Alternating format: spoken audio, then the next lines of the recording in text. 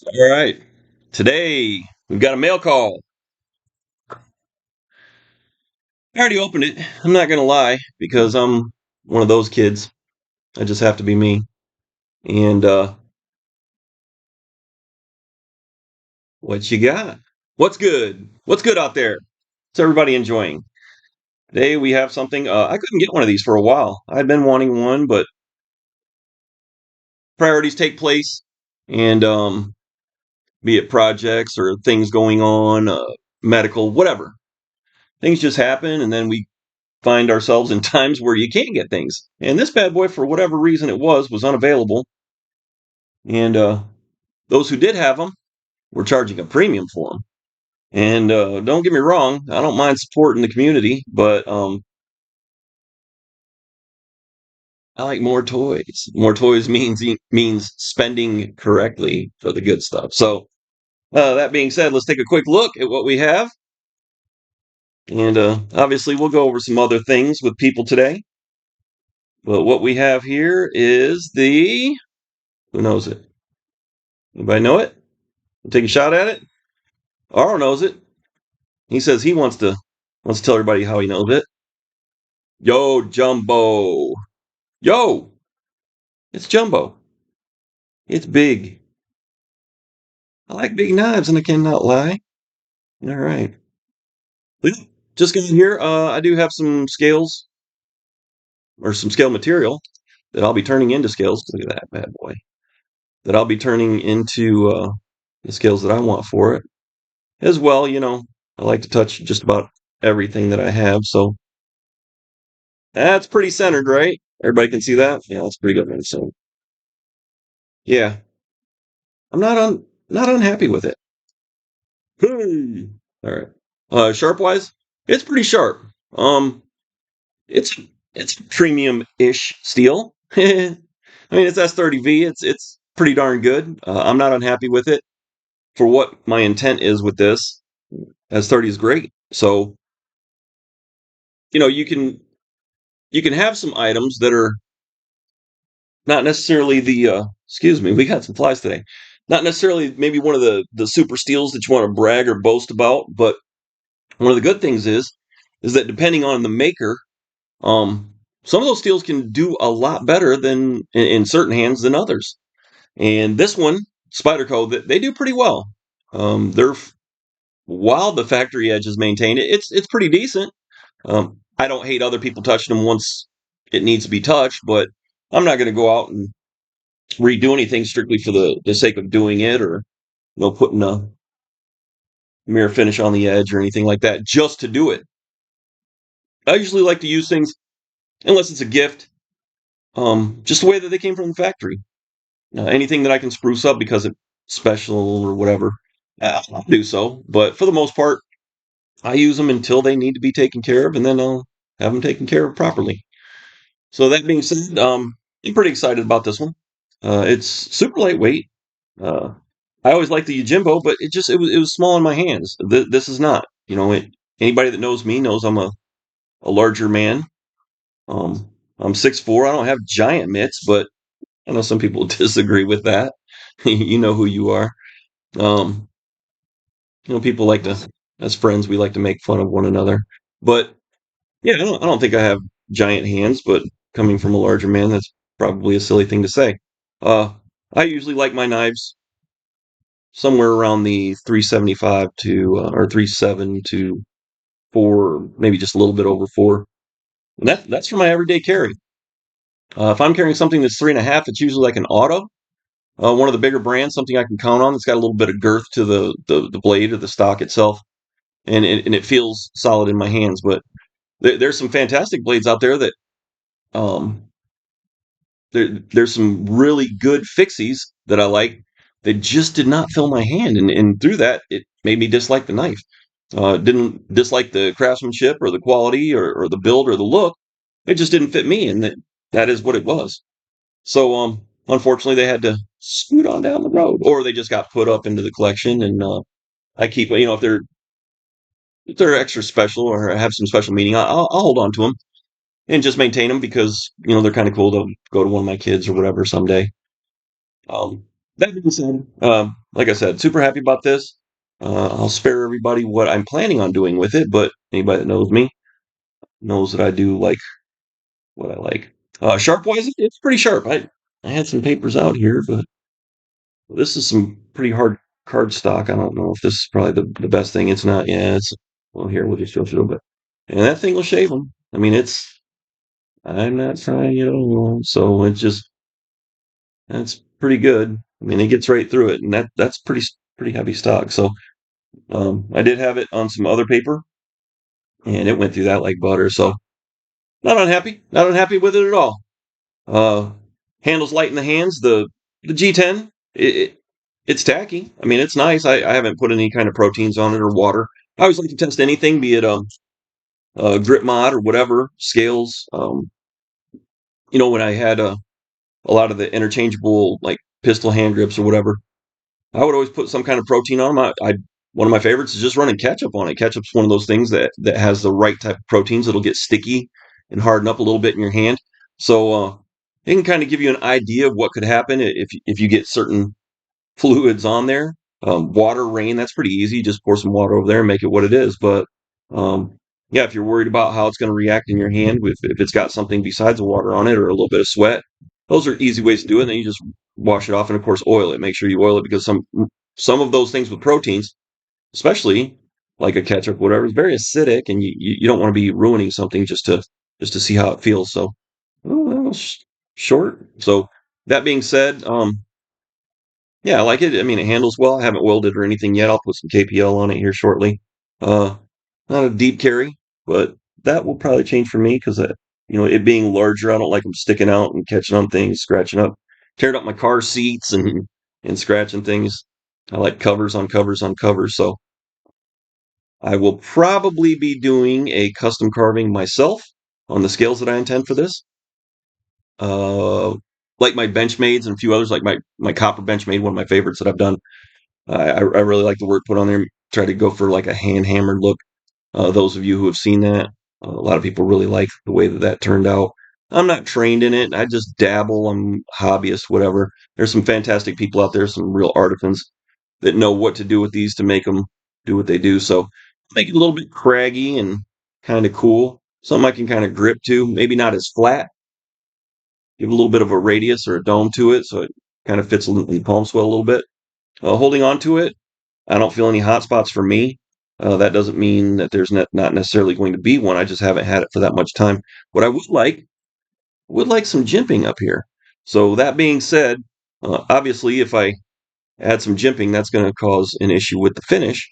So that will have to be redone as well. But if I do anything like that, I know some people right here in the fine state of Michigan that do a lot of customizing.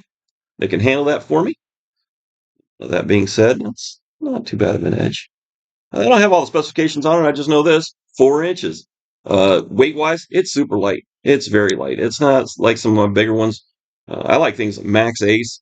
Man, I love Max Ace. I like you know big Microtech stuff. I do what I do. I carry some cheaper things. I carry some Kaisers that might have a little bit of girth to them, and of course oh, Miss Allen. I also carry some artisan cutleries. I like a lot of copper scaled knives. Got a full collection of copper scaled knives. And that being said, excuse me. That being said, weight in my hand isn't a big deal. You do see there are certain things that, as bigger people, we tend to think, especially when we're not real sure or not very well educated on some of the things that we handle. Excuse me for a minute. Like some of the things we think because we're big, we like bigger stuff. And I was always, I'm sorry about that. I was always misled or misleading myself. Like when we played softball, I wasn't one of the big softballers, but anybody that's in my career field knows that we like to play a lot of softball in our career field in the military. And I always thought lumber. I need big lumber, 34 ounce and crazy stuff. And I see these monsters, man, these superheroes of softball. You guys know who you are. A lot of you Cadena people. Those guys would come out and they'd be swinging 28s. I'm over there with this big lumbering, and well, I wasn't skinny. Some of these guys were pretty good sized. Listen, they're carrying these little twiggy things. Bat speed, boy, I really woke up to that. Took me a minute. My timing was way off because I was so used to handling that, especially being like a surfer and a footballer, and just a lot of grunt goes in that stuff. A lot of just really digging in, and especially when you're bigger like that, you got to dig a little harder. Your paddles a little bit harder.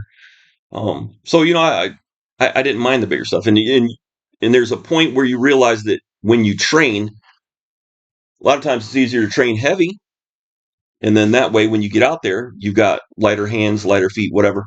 But you have to make sure your mechanics are down because if it's not commensurate to what you're used to doing, if it's a speed bag, a heavy bag, um, using some sticks or whatever, you're going to find out pretty quick that you got to get that timing down.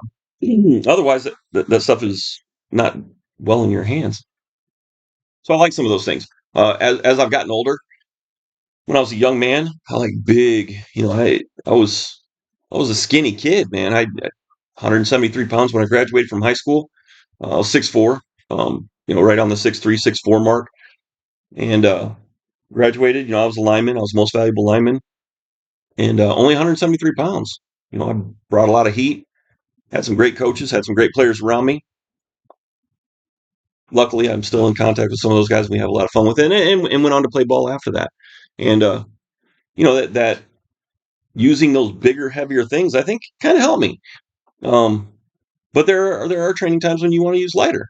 So when I was young, 1911s, big deal. Nice big 45. Plus, my dad liked to carry 45, so I like dad that way. And when I was still kind of mesmerized by that whole gangster thing, and once I became disenchanted and realizing that it wasn't putting food in our mouths or taking care of our rent or anything like that, you realize that gangster means nothing. The biggest gangsters take care of their families properly first. That's who matters. So more of that, and nothing bad on my father, of course. And again, those who know me know how much I love my family and very loyal to my family. But that being said, I realized pretty quick on uh, that after carrying those big lumbering things and sticking them in your pants without holsters, back in those times, and now I like a good sleek holster, and I like to carry things that are nice and light, smaller tools that just fit and work, and you can run them. Little short things that do what they do. And yeah, we like to think that grabbing a hold of an M60 and looking like Rambo is a funny look. It makes you look like a man, but who the hell wants to carry all that next to me? So that being said, lighter things I like, especially when they're bigger like this. But again, I do carry some of both. So it just comes down to what it is. I know I keep showing this. I'm weird like that, but for those who like to see them, well, this is a good one. I'm pretty happy with it so far. I love the way it looks. I've seen some people do some things with it. I mean, clearly it's got some working edges and shape to it, and I really dig that. But like I said, I would like a little bit of jimping, maybe here and here. Um, I wouldn't be terribly opposed to maybe not double edge up there. I know that would weaken that tip quite a bit, and it wouldn't give you as much working space because that stock's not like that. So I don't know, full reverse sheep's foot or sheep's foot, obviously a little bit better just because it curves around and it gives you that bulk at the end. So this, obviously you got to be careful on what you're doing because you can find yourself in a world of broke if you mess around and do the wrong thing with that. But super cool, similar to a Tonto. It's obviously this is a reverse Tonto like this, sharpen there. Uh, there's some good. There's some good designs and some good uses for either. I like this for what it is, but it still has enough point if you had to actually do what you had to do with it. And in reverse grip, that's going to give you kind of a. It's funny because with that particular clip, it works pretty good to where my finger fits right in there. So gives you a pretty good handhold, where I like it. But that'll probably change with a deep clip, I guess. But you can go either way with it. I like it. I love the design. Um, I like these things. These stuff like that looks similar to this. I'm very fond of this. The Stitch, big bulky things, whale sharks, Bravos, um, all those things that you know, just kind of have that look. This one though, I think it's got a nicer feel to it. Kind of classic bad guy, a little bit villain-esque, you know. So those of you that have had these for a while, I can dig it. I know I'm kind of late to the game and getting one of these, but I've had my Spyderco Police was the first kind of opening to me in an expensive knife. I had some nice knives, some collector's knives that are hard to come by and of interest for people that have been in the knife game for a long time. Some of those things that you wish you would have held on to them, but I just didn't. Some of those, yeah, some of those Russian knives. Those things are amazing. But you talk about heft, man. I mean, it's a baton. I mean, you could beat the tar out of somebody with that thing. Plus, you pull the pin on it and it shoots. Makes like a. I mean, this thing. If you fired that thing with the case over it, holy smoke! I'd hate to get hit with it. I don't care what body part. You literally have to walk it into a wall to load it and charge it. So when you look at those assault knives, kind of a cool thing. It was a ballistic knife. That's how it's touted. And I've got some of those. And they're worth crazy money. They do make a cheaper one. There's cheaper ones out there that super effective. You take the cover off it and fire. Oh my gosh, those things are terrible. But I remember walking this thing into a wall just to get it loaded. And then one of my buddies, we had ordered 5 or 6 of them, and there was no online or anything like that, so we had to wait. You'd get in Shotgun News and see this kind of stuff, or you'd go to a gun show and see them. But you always had the, somebody you knew that knew somebody or whatever, and hey, you send me 6 or 7 of those. You had to put out some pretty good money for them back then too. AKs, that kind of thing, you get for a dime a dozen. But some of the more fun things, man, it would cost you a little bit, but well worth it. But we fired it. It went into a phone book. It was a good hefty. It was like a Lansing phone book, and it went in that thing a ton. I mean, well over a half inch. It went right into that, and I mean, it was lodged into it. So heavy versus light, it is what it is. I love knives. There's some great ones out there, and the police model was my introduction to better knives. Not necessarily a high end knife by any means. Some mid tech, whatever, throw whatever type of name you want on it, but they are what they are, and I've always coveted that knife, especially for what it meant, and to me to have that first one. And so yeah, that kind of opened me up to Spyderco and what they were, and I've always liked them. Bally songs, those were a big deal when I was young. The butterfly knives, if you got a real Bally song, and again, they weren't that expensive back then. Money was a little bit different, but uh, if you had one, they were good knives and fantastic. They had a little heft, get a little swing to them, and now it's somebody's been in the pool. And now it's fun to look back and just to see how transformative all of that stuff becomes as we grow and different things become available to us. There's so many amazing craftsmen, craftspeople, brands out there that put in the work to find out what works and what doesn't. And those things are, um, it really comes out in the styles. And a lot of those things are copied because of it. So similar to tattoo machines. Tattoo machines. There's a way that they're made, and they dissipate heat, and the geometry and everything is just right. And some of those things are still copied to this day, even if it's not necessarily the same look or shape specifically. Well, you can line up that geometry and really go, yeah, yeah, that's Paul Rogers or Mickey Sharps, whatever it's based on. And it's a lot of fun. Just a lot of fun to see how that stuff carries forward, no matter what it is. I don't care if you're carrying a watch or a firearm or edged weapon, you name it, just to see how it's grown throughout the years. So again, that's just my mail call, just showing it off a little bit. But yeah, I'll do some customizing to it. That lock is the lock to me is pretty interesting. You don't get a lot of lock surface, which I don't hate that. I really don't. Uh, I think it's well done. It's easy to get to. Um, anytime you're putting a knife up, to me, yeah, you want it in a safe place or whatever, and that one gives you all that. The only issue that I find is that when it does close, you can see how that area right there, see that? Yeah, so there's two different right there. There's two different areas there. One, of course, being the lock, and then the other one is the blade stock itself. So when that comes closed, here you can see it's not there. So when it comes closed, it kind of intrudes into that, and that's kind of weird to me. But it is what it is. You can see it right there, just a different surface. So that encroaches in there, so you can kind of feel that, and that's obviously where it locks up. So I don't know if there's a whole lot you could do. You could probably flatten that out a little bit, but if you look, that's the surface that is coming through to there. You see that? Ooh, can you see that? I'm sorry. See that? Yeah. That's the surface that comes through. It's just that little point right there. I don't know, but maybe I could do something with that, and it wouldn't be much of a problem. But I'll ask some of the guys that know more about these and have done with it. But yeah, if I could contour that just a little bit, so that doesn't crowd into that space, I'd like it a lot better. A lot better. I mean, it's not a lot, so it doesn't seem like that'd be that hard to do. But what do I know? I'm a big dumb animal, and I admit to that. But yeah, what a great little blade. Um, Hot and heavy right now. I've been carrying my TAC P for everything.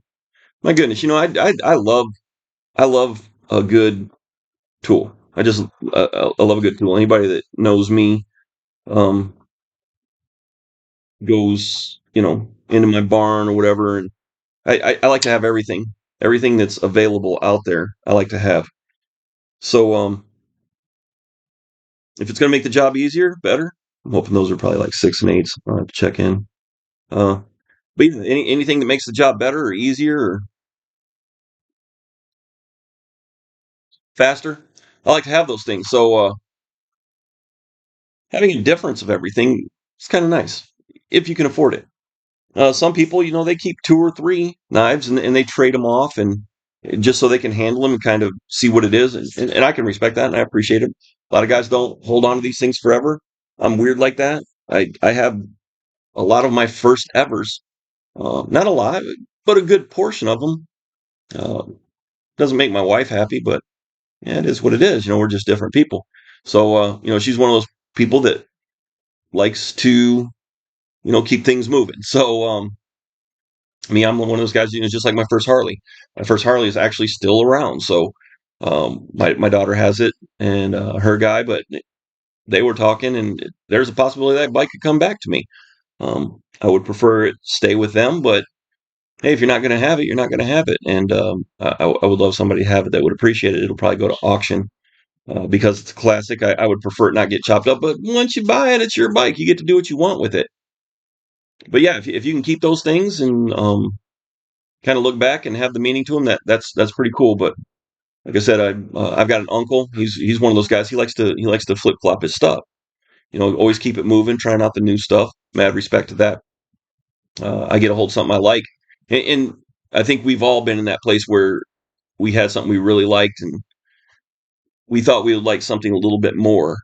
And in doing that, we kind of moved it on and thought, man, you know what? I probably should have kept that.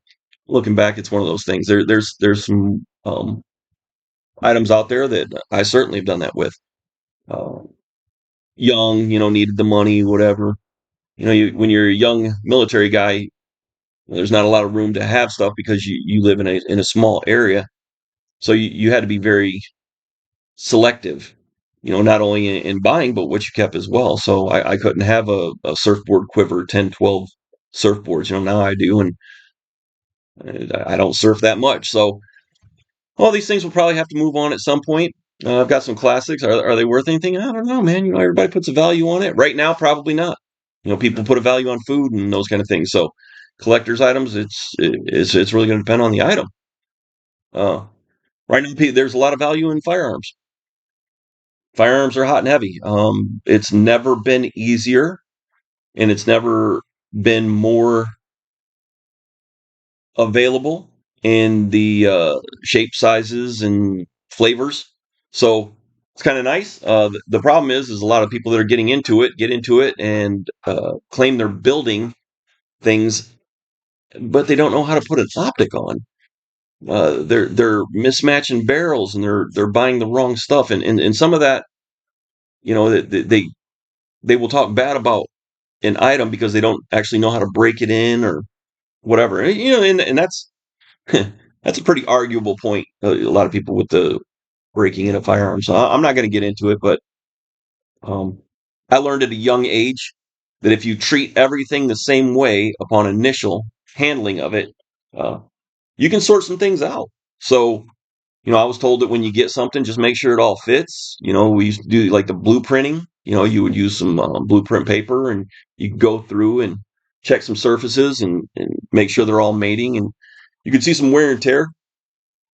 Something as easy as putting a marker on it, seeing where things slide and maybe catch or whatever, and then polish them out, rub them out just a little. Worst term, but polish them out a little bit, and you just make it smoother. Triggers, those kind of things. Um, I had a lot of fun with that, and you learn a lot.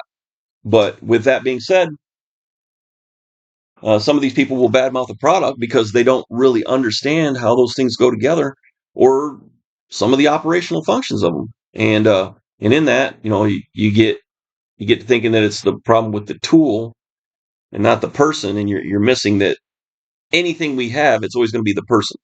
The person will make or break an item. So, where they get online and they ask other people that probably don't know either, that they're regurgitating things they've seen on YouTube, from Tactical Bros and Mill Bros and that kind of thing. And those are great resources. They're fantastic because, again, just like with anything else, never have we been more accessible to so much around the world. But you got to be careful. And there's professionals out there for that. And to me, if you're going to have something as dangerous, as capable, and as meaningful as it should be for its possible use, you want to be using professionals. You don't want to be guessing with that kind of stuff. When I was really hot and heavy into that community, uh, I was able to do a lot on my own, but I was never above going to a gunsmith, never, because in the end, those people have been trained and that's their profession. And it's nice to know one and get to meet one and keep a couple in reach. You can sort out a lot of things, especially when you're dealing with different platforms. Because oh, I had this, so I know that, and it's funny because these people will say that they have something and that makes them the expert. But then when you see them running it, we do some training, some blue gun stuff, whatever. Just a lot of it's motion, just a lot of it is just muscle memory, and you don't necessarily have to have hot tools to be training. And for some people that's a little bit harder to do. They might be in the city or they might not have the money or whatever. So make sure that you're doing those things, even if it's some a piece of wood that looks like it. Just be in that habit of doing those things, driving those items, and but do not be afraid to admit that you're wrong, man to man, person to person. Actually go put your hand in somebody else's hand, introduce yourself, learn something about them, and be able to count on them to kind of help you through in case you do run into a sticking spot. Um, as I said, those things could be counted on to actually save your life or somebody you love, and you don't want to be guessing if that thing is actually going to work for you. And you definitely don't want to be bad mouthing something that's not that way, if in fact it's you that's making it the problem. Um, I've had those issues as a young guy when there wasn't any YouTubes or anything like that, and there wasn't any type of gun dictionary you could go to. You either knew some gun experts or you didn't. And you weren't going to just go out and get something 3D printed or something thrown on a jet flow or a water jet or CNC. Those things just weren't around. You know, and somebody that was forming something, it, that was going to cost you a little bit of time and money. And when you're young, people don't have that. So it's nice now that everybody has that within their reach. But use the experts. Use the experts. So it's going to cost you a few bucks. Is it better to cost you a few bucks or a life? Um, a lot of these people that have these storefronts over the internet, they're I mean their hands are full. There's a lot of things being sold through these. You look at a company like PSA, man, they go through a ton of product. A lot of people, they're never in stock and they're hard to get. Okay, whatever. But their popularity means that either number one, there's value in it, or number two, it's been advertised correctly, and you know people want them. So you're no different than the next guy. So if you're going to wait and badmouth or talk a bunch of crap about somebody who you can't get in touch with immediately because you got to have it right now, just like your order, you know, I think you're missing the opportunity to go, you know, within a few miles and find you a good gunsmith and say, hey, can you show me where I'm dumb? And, be smart about it. I don't care if it's a computer, a car, or whatever else. Sometimes you just got to hand it over to the expert. Don't be afraid to do that. We love to DIY, but these shows, man, have made us all think that we're capable of building hot rods and choppers and becoming logmen and all these things. And people just, woo, they put themselves in harm's way over something they don't need to. So be supporting those people. Big, heavy, tall, small, whatever. Make sure you're looking out for the next guy and just be honest about what your proficiency is. If you're going to use it, if you're going to carry these things, understand what this big bad boy will do. This is lethal. This is ugly. And to be up close and use something like this is super ugly. You might be able to wing a shot at somebody and do these things. All these people, oh, I should have shot him in the leg. And hey, man, they have no idea what they're talking about because if you've had a defensive course or know anything about engagements, or you're actually out there training, grabbing a hold of other people and saying, hey, man, let me just see what this feels like. Come running at me within 20 feet. Come running at me within 30 feet. Come running at me within 50 feet. You can get an idea of how quick those people close. Um, to think that you're going to aim at something that's maybe no bit, somebody with some spaghetti noodle legs, maybe their leg is about the size of my wrist. You're trying to aim at that. Center mass is a bit way easier to hit. I wing them in the shoulder. That's a big area. Well, you wing them in the shoulder, you could get them in the neck or the jaw or whatever. You might be a little bit shaky. You ain't out there doing a bunch of gunfighting. You don't know what gunfight is. It's not what you think. I can guarantee you. There's a lot more things going on, and you're not the only one with a gun. And as much as you've trained, it takes one guy, one lucky bullet, to just not even turn and look and do one of these, and it finds you while you're over there going, "Oh, I'm Super Sam, and I'm gonna get that thing right dead on," and taking all this time, and here comes that lucky thing, and lights go off. So just be aware when you talk about winging people, those kind of things. That sounds like a good idea, and for sure that will take the steam out of somebody's boat pretty quick. But when you pull one of these, especially something this size on somebody, and you get to work on them, they probably are not going to make it. So, especially depending on where they go. Something else you want to be very, very. Hey, buddy, are you looking at your friends? There's someone out there driving. Yeah. Um, think about that. Okay, that goes through my arm. That goes through my arm. That's scary. Okay. So when you're talking about other places, you're not winging them. So if you can get them on the arm and not someplace bad on the arm or in the leg, not someplace bad on their leg, outside body parts, and not drive them into a rage to come at you even more. Maybe kind of give them the wake up a little bit. Not a bad idea, but I'm telling you, once you pull one of these, man, there's not a whole lot that's going to come back from it if you do engage this. And they get slippery. And I'm going to tell you right now that one of these, you go to stick somebody and it bounces or careens off bone. And I mean, this just sounds crazy, but it's reality. It careens off bone. You know, your hand goes forward on that. You think, oh, I got a good grip. Put my hands out when I get in a car accident. People say crazy stuff, right? Put my hands on the dash. The hell you will. At 5 miles an hour, you're going to have some broken arms. So, yeah, if you think you're going to stop this with all that adrenaline going and you're just going to poke them a little bit, big knives, you're probably going to have to answer for that. So, keep that in mind. Yeah, you have to understand how these things work. It all sounds super movie-esque when you think you're going to do it, but I'm going to tell you right now, you're not going to do it the way you think you're going to do it until you've done it enough times, and even then you're going to question it. So just be careful. Enjoy the things you have. Train with those things. Be good to one another. That's the big one, right? We don't ever want to get into those things. One of the things that we say is, hey, by the time you get to those points, it's all gone wrong. It's the worst it could be. It is the worst it could be. So you think you're going to be specific when everything has gone wrong and you're in the worst situation that you can have? You think that you're going to get to pick and choose how things are going to go? You think you're not going to have a little bit of shake, a little anxiety, a little bit of too much instead of a little bit of oh, that's why we talk about these like defensive triggers and things of that nature. I want a super light trigger. The hell you do. You have no idea what you're asking for if you go with a super light trigger for a defensive tool. Competition, that's one thing. You're out there shredding paper. That's great. Fast as you can get them out one at a time. Boom, boom, boom, boom, boom, unless you have the licensing and everything to do more.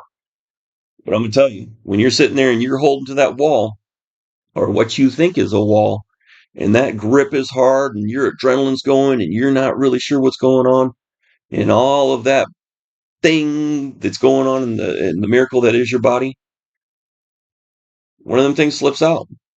Happens all the time. Happens to police all the time. And they train.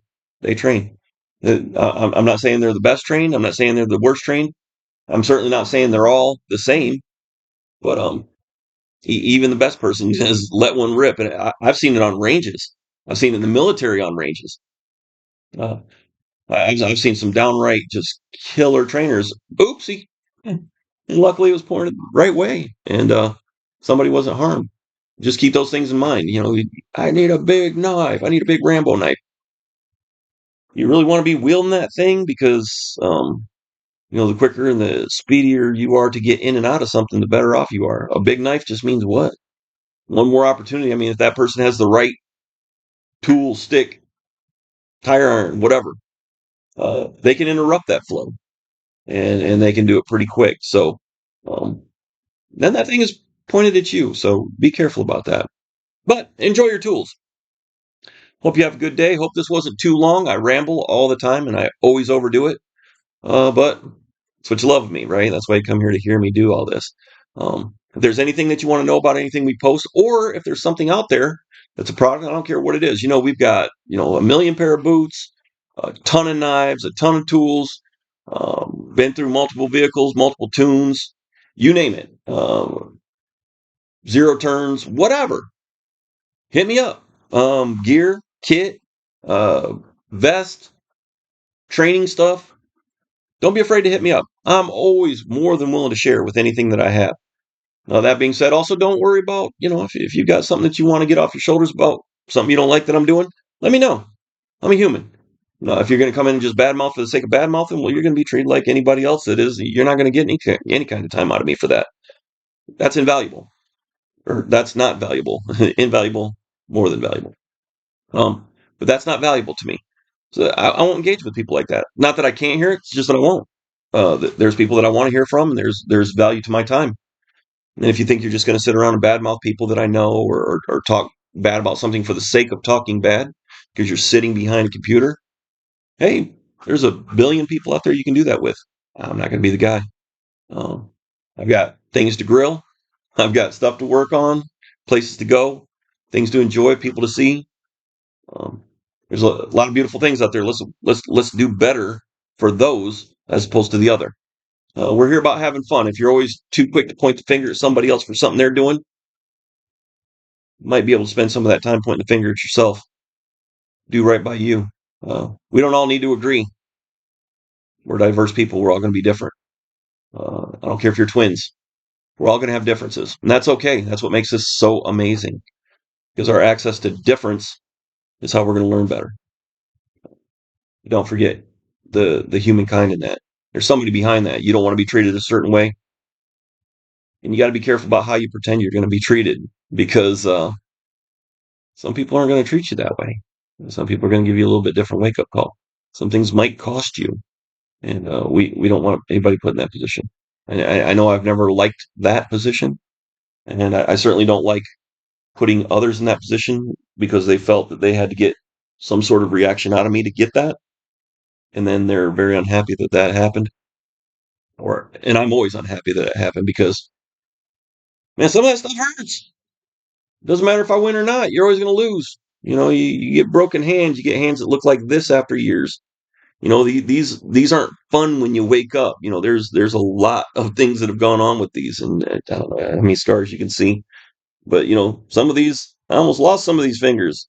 There's some terrible stuff that happened on these, and you're never going to win. Even if you're bragging about how good you did, you're going to go home and go, "Oh, I broke something," or somebody might have broke something for me, because you don't win them all.